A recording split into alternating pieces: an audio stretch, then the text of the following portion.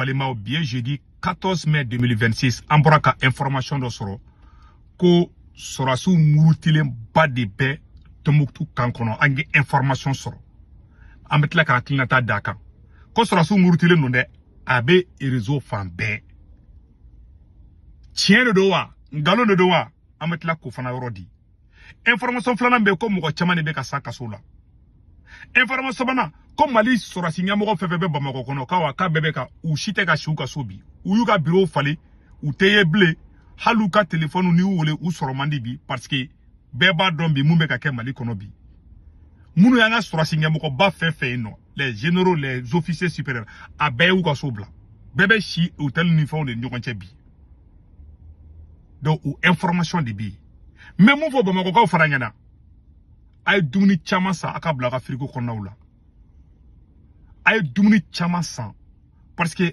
an t'a dɔn ko min bɛ nali n tɛ ka fɔ ka kuma fɔ k'aw jatigɛ maliyɛnw aw ka di ne ne ti Mali janfa ala bɛ bɛɛ ŋaniye dɔn ne b'a fɔ fana maa ma bɛ Mali janfa ala k'o tigi ala k'o to a janfa la maa ma bɛ ka Mali janfa ala ka bɛɛ libu bɛɛ ka fɔ ko amina n bɛ sigi ni n ka kuma ye an ye information sɔrɔ réseaux sociaux kan a partagelen bɛ fan bɛɛ n bɛna kalan maliyɛnden bɛɛ lajɛlen kalan mɛ n bɛ tila ka n ka hakilinata fana d'a kan mun de sɛbɛnnen bɛ ko urgent Tombouctou mutinerie signalée au sein du camp militaire de Ber dans la région de Tombouctou occupé par l'armée malienne et des soldats russes.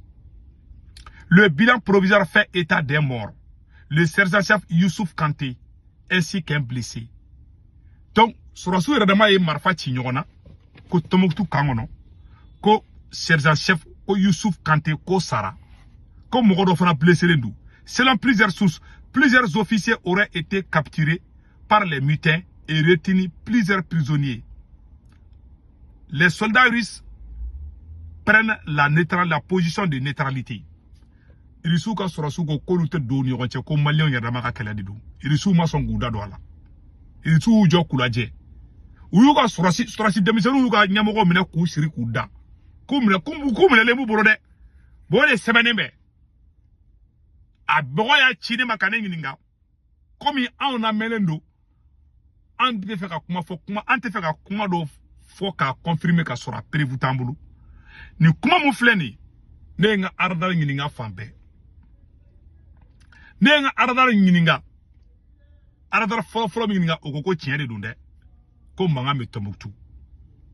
Ka aradari filanan ɲininka o ko tiɲɛ de don. Ko sɔrɔsiw yɛrɛ dama bɛ mankan na ko tiɲɛ de don. Ko Tombouctou dɔrɔn tɛ dɛ. Kɛlɛ in bɛ ka se niveau min na ko sɔrɔsiw bɛ ka commencer ka décourager. N ye aradari wɛrɛ ɲininka ko non ko tiɲɛ tɛ. Ko tiɲɛ t'a la ko rumeur de don. Donc dɔw ko tiɲɛ don dɔw ko nkalon don. Mais ne yɛrɛ bɛ mun kɛ ni kalama ni ne Segu Tunkara kun kelen bɛ ko dogo maliyɛnw na kuma de bɛ ɲugu de bɛ na ni ɲaga ye. Sɔrɔsi an ka sɔrɔsi minnu bɛ kɛlɛkɛyɔrɔ la a bɛ kalo 6 bɔ wallahi u bɛ ne wele a dɔw bɛ front na a ka ca san 2 normalement ni dara ka taa opération na i man ka tɛmɛ kalo hakɛ dɔw kan i kan ka sigi ka na Bamakɔ mɔgɔ wɛrɛ bɛ taa i place la a dɔw bɛ na a ka ca san 2 ye u bɛ ka ɲini k'u changer u bannen bɛ sɔrɔsi caman démoraliser dɔw yɛrɛ ko k'olu bɛ Mali bila ko ka taa dugu wɛrɛ la wallahi ni bi tɛ ne ma fɔ ne ko dɔw yɛrɛ ne nin k'i bɛ voyager cogo jumɛn ne ko ne ma sɔn parce que ne t'a si min fɔ o tiɲɛ mais ne ka fɔ n ka sɔrɔsi kɛ yan n ka marifa bila hali ni mɔgɔ ma bɔ kalama ne conscience si tɛ ne tɛ lafiya ne tɛ fɛ ka ko kɛ n ka jamana n'o ye janfa ye hɔrɔnya saya ka fisa ni malo ye ne tɛ se k'o kɛ sɔrɔsi caman morali man ɲi sɔrɔsi caman murutilen bɛ bi tiɲɛ de don sɔrɔsi caman de bɛ yen bi Asimi bana ka recrutement de kɛ sɔrɔsi minnu bɛ taa opération na a caman bɛ mɛn u bɛ mɛn a dɔw yɛrɛ bɛ décourager parce que n'i taara f'i ka to ka changer de e fana bɛ na ni e bɛ sɛgɛn lafiya bɔ dɔw bɛ taa dɔw bɛ na sɔrɔsi dɔw bɛ taa ka segin ka na mais dɔw ka côtéw la u bɛ mɛn ka sɔrɔ u ma na o fana côté fana business de b'o la problème y'o di donc sɔrɔsi caman murutilen don u sɛgɛnlen don parce que me kuma gele fina surasi je fe je la bonyata la surasi ka supérieur rebe na i jotoro ka surasi demisenu neni ubo ke kuma be surasi officier chama be no ka petini nu bo na doro ku nendi ora toni kureta kara atete la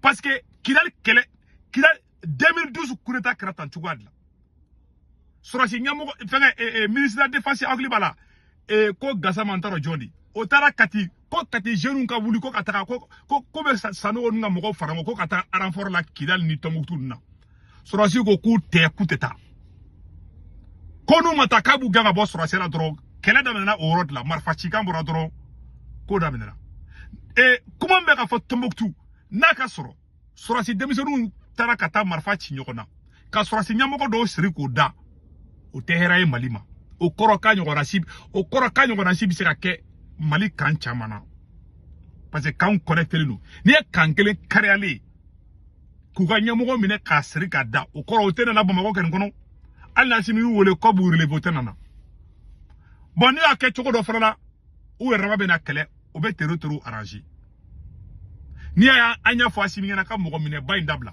asimi armée mine ka armée démoralisée surasi minere me asimbolo kasura kasa surasi bafly bon ko surasi kelen sarala o kuma o fora bon ne bi se ka kuma in blanc mina mi ngono kuma ni tien ka suru kuma mo fora ko tamoktu anu ya abise ka kere armée bebo ka démenti comme ou de lembola ay kidal perdal chidi vidéo do be ka ira ko me kidal kasro ante kidal bon ni komi kera ni tien ka suru ni ngalo ani tien ka suru ka temen galunga ne bi se ko doro ne fala ani tien ka suru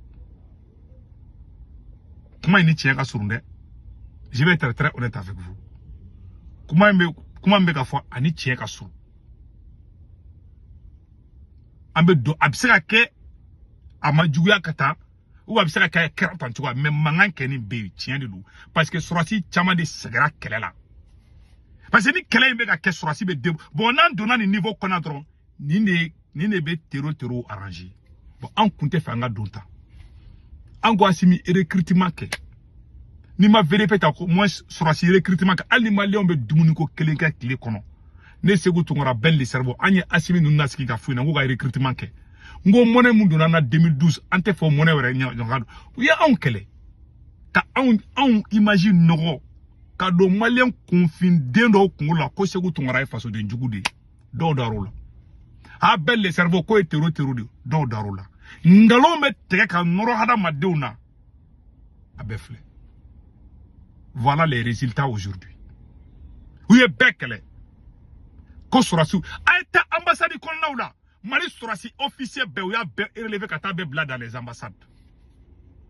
depuis alaka mali da madri kanini ko oui fanga militarisé de alors que M5 daka keleke ka hake mangui M5 daga keleke ou M5 janfa. Ou ya ke surasi kodi. Président surasi, premier ministre surasi, président assemblée surasi. Ou ya beke surasi koi. Lebu min dara malika depuis malika ka indépendance sur nyoga madelika ke folo. Aw sigilebe bamako kono moko ko kelela. Fi manka njema mai politician de malichi ka beku. Mais me kuma kele fanyene be abatli to la.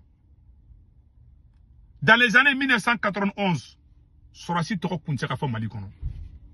Parce que Mali est dictateur, Mali bora dictateur la wakati la. Ima e politicien kele nga fangata, politicien ma songa armée glan. Parce que dictateur mi kumbe, Moussa Tarbeka dictateur mi kumbe. Wa Sorasi yere nige bon maliena. Wallahi, ay Sorasi nige bon maliena. Ima politicien na ma songa armée la paix. Parce que usarana coup d'état de nya. Mais, n'était politicien soutenu au Kelengane. Quel que soit le faïgi qui a armé là-bas. Politicien y ou maçon ou à qui n'a pas Moussa Traoré à quelque chose. Il y a eu ces fautes là aussi, ça il faut le dire. Bon, à mon flétani, à mon colosini fanga bina boulot contraire là. Oui, Mali armé ko bani. Ni moi mon mec ka fanga ngini moi do beno li fanga sorobi. Oui, kidali kele erebelu tai. Ima erebelu na do kadi. Moko chama be ka Assimi critiquer bi ou ka tabolo ti kelingi. Naloma dendo de be Assimi no fo, uyam beke kan be de kele fo betane kungolo takato fara jadi su taka. Ka beke kele ka soro beka la ngini te kelingi. Ito dov domina ko anga la ngini te telefone Assimi bina domina o do ibe beta fando. Do be Fransika barala ibo do odoni. Men la to demunu be ka ambe gushi berekele olta don. Confin demunu be enjiga demunu be oluto don. O do Assimi bina domi abena doni naka soro beta bolo ikolo ni beta bolo te kelingi. Aw te ka ambe kungolo fara nyogon ka kaunde be kaniketa. Na me fani mbala aba doni la Assimi bina domina. O fana yo adama bataille weradi. Do be fe anga sigi Fransima. Do be no le fanga soro kidali kele erebeluta. Do yere ni erebelu yere kadi. Nolu na dro o ye Mali kele erebeluta o mogo fana be. Mogo do be oluta Assimi fe parce que aka mara tabulu mai. An yo mogo di. An se kan fa. Mais ou ka ignorant diabulu ou ye beke klingi, beti klingi, betabulu ti klingi. Depuis ne Assimi goita kele damne fo bi. Net le kele ne mata do faransi mogo la. Mogo munu ne jadisu kadi a tikle kele ali alo amate menani mogo che. Bise kan teke korota. Man faso janfa fana. Awanten faso janfa. Me fanga mieto diabulu, confin diabulu, ou ye dien kuma be fonema. Kane ke mogo sugu be. Parce que mogo ate Mali ko kalela. Abe mogo ko kalela. Ne ma fonte Mali fe. Ne ma fa ala kanike Mali la. Ne ko Assimi de tisse ne ka kuma be fle. Abe mogo ko kalela. C'est tout. Bon ne kanibi. Sorasu démoraliser lendu. Awa naman koloshi. Na gelea mekala ni gelea turaka tota. Parce que binaka mogo be ka stratégie de ke Mali on tout ka famia. Binaka mogo président te kui. Uban segen kan. On a segera wati mina. Chamamba bla. Wati. Officier do beta fara. Jatika wale mogo kan. Jadisuka. Ubena Bamako mine. O de plan B. Nous Bamako mine domina. Ou te doni kele kai. Nya faya na be chien chamabo. Sirita karate. Scénario syrien ne beka parce que ni do ininga non tu sais que o tu sais que rien n'est impossible. John Kumba miri ko Américain ko mise kataka Iran chokoroba ifaka Ayatollah faka na kun fara John medala.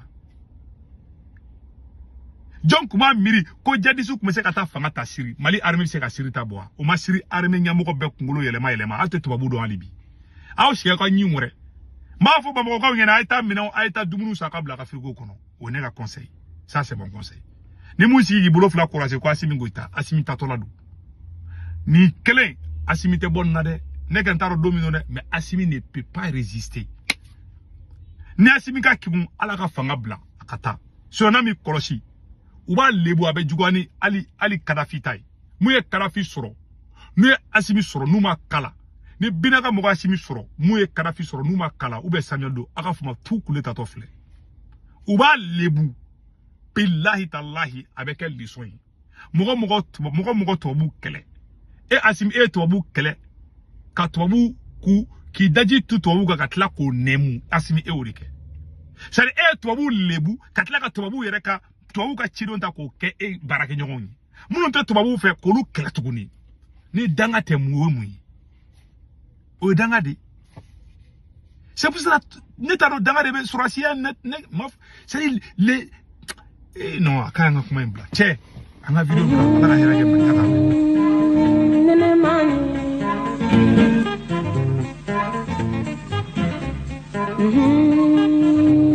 Allah enene man